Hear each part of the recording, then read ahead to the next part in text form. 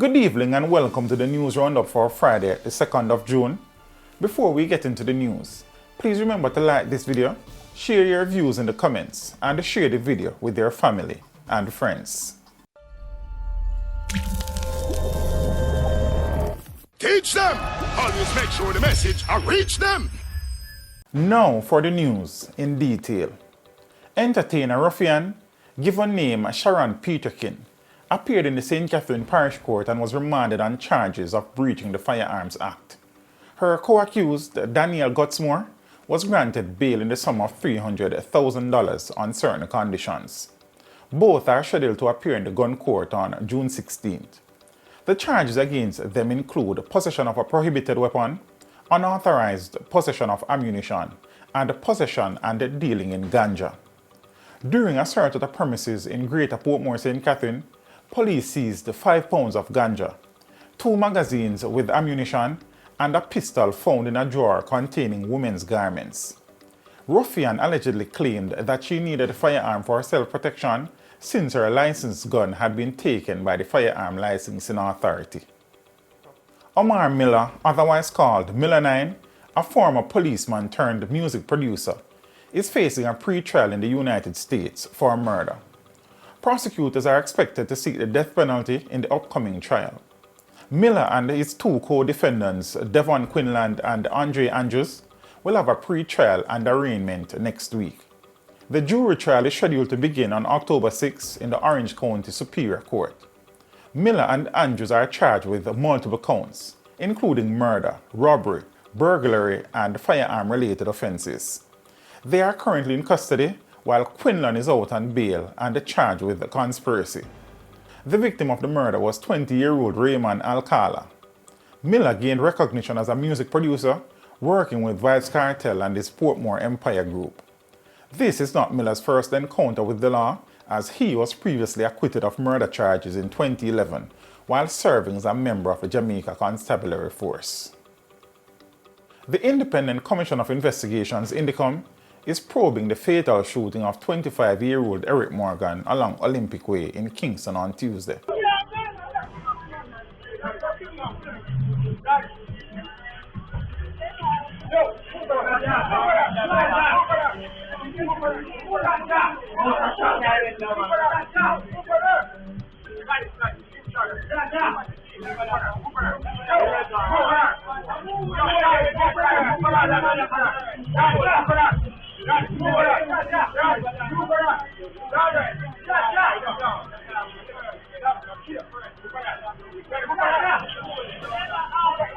Morgan was reportedly shot by an off-duty police officer.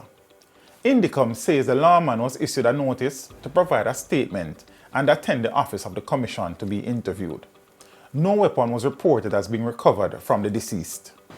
Indicom says it will seek to determine whether the use of force by the off-duty police officer was proportionate and to ascertain the full circumstances under which the officer discharged his weapon. Indicom is encouraging anyone who witnessed this fatal shooting incident or any other shooting incident to assist in the investigative process by contacting its office or by sending any photos and videos to its official WhatsApp at 876-553-5555. Banking experts are warning of an increase in BIN attacks, a type of cybercrime where hackers attempt to guess the full card number, CVV code, and other card information. BIN or bank identification number attacks utilize the first 6 digits of a debit or credit card, and hackers use software programs to attempt thousands of combinations of card numbers, expiration dates, and card verification value or CVV numbers. If successful, they can make fraudulent transactions. Bank customers have been receiving decline alerts for transactions they did not initiate, indicating failed scam attempts. BIN attacks are a concern for all card brands, both local and international. The body of Reverend Orville Moore, the Acting Deputy Commissioner of Corrections, Rehabilitation and Probation Aftercare Services, was found next to the wreckage of his vehicle in what appears to be an accident in Spur Tree, Manchester. Reverend Moore had been reported missing on Monday, and preliminary reports suggest that the accident was the cause of his death. Moore joined the department as a probation officer on February 1, 2003, and had served in various roles before being appointed as a deputy commissioner on May 12th this year. The police are probing a gun attack that claimed the life of a man along Jen Pathway in Havana, Kingston on Thursday. The deceased is 37-year-old Damian Green of Greenwich Park Road in Kingston. The police say Green went to a shop to purchase food items about 10:30 a.m. when he was attacked and shot by men who escaped. An alarm was raised and the police called.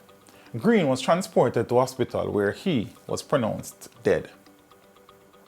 Minister of Labour Pernell Charles Jr. has initiated an immediate investigation into the living and working conditions of Jamaican farm workers in Ontario, Canada, following complaints of substandard conditions. The workers reportedly decided to withdraw their services in protest on Thursday. The Ministry of Labour and Social Security is monitoring the situation and has directed liaison officers to assess the workers' conditions and provide a comprehensive report.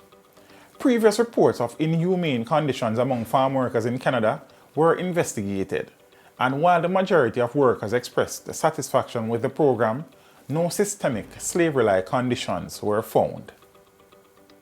A 94-year-old man named Kenneth Downer was shot and killed at his residence on Huntley Crescent in St. Anne. The incident occurred on Thursday afternoon, and unknown assailants were responsible for the attack. The police have not determined the motive for the killing at this time, and investigations are ongoing. Following the fire at Musgrave Market on Sunday, a fund has been launched to support the 200 registered victims of the incident. Each victim will receive 100,000 Jamaican dollars from the fund to aid in their recovery. A total of $43 million has already been raised for the cause. The aim is to rebuild the market quickly and improve its efficiency and user-friendliness for vendors and consumers. After meeting the immediate needs of the vendors, a long-term plan will be implemented, including restocking efforts and providing technical assistance.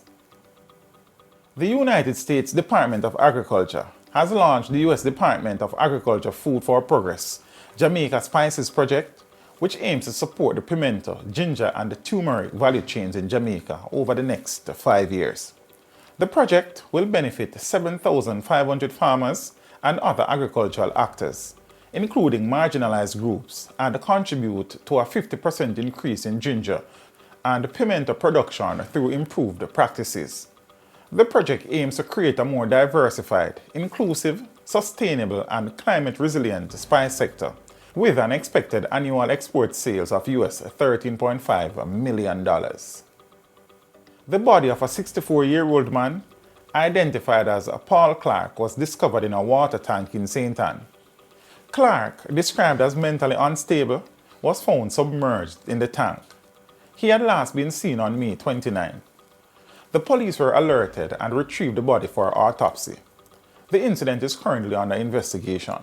It is unclear whether a missing person report had been filed prior to the discovery. In business, the Jamaica Bankers Association, JBA, is working closely with the Bank of Jamaica to facilitate the introduction of newly redesigned polymer banknotes in mid-June. The circulation of these banknotes will occur gradually to ensure a seamless transition from the old notes to the new ones. Both the current notes and the polymer notes will be accepted as legal tender during the transition period, ensuring that individuals and businesses are not disadvantaged if they cannot immediately access the new notes. Automated banking machines and other banking infrastructure are being adjusted to accommodate the new notes, and all banking entities are actively involved in the process. Customers should expect advisories from their banks regarding the completion of ABM upgrades and the availability of the new polymer banknotes. The JBA emphasizes that the decision to introduce polymer notes aims to modernize the monetary system, improve durability, enhance security features, and combat fraud. The association is committed to supporting the BOJ in achieving a smooth transition and successful implementation, and it will continue to provide updates to the public throughout the rollout process. In the region, the government of Antigua and Barbuda has granted Rastafarians authorization to grow and use marijuana for religious purposes, making them one of the first Caribbean nations to do so. This move aims to rectify decades of racial and religious profiling and arrests faced by Rastas for their marijuana use. The law change also decriminalized marijuana use for the general public, allowing individuals to grow 4 cannabis plants and possesses up to 15 grams. The recognition of Rastafarians' constitutional right to worship and utilize cannabis as a sacrament is seen as an important step in acknowledging their faith. This development in Antigua and Barbuda could potentially influence similar efforts for religious protection worldwide as public opinion and policies surrounding medical and recreational marijuana use continue to evolve.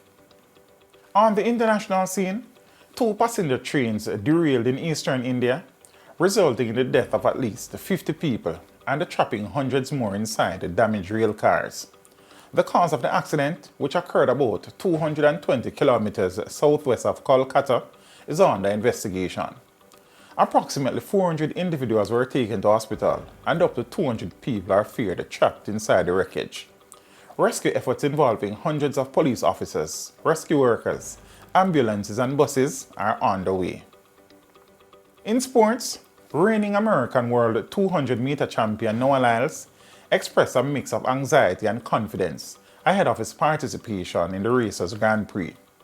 Lyles, who holds the 3rd fastest time in history for the 200-meter, aims to impress Jamaican fans with a good performance. Lyles set a goal to run at least 19.70 seconds in the race.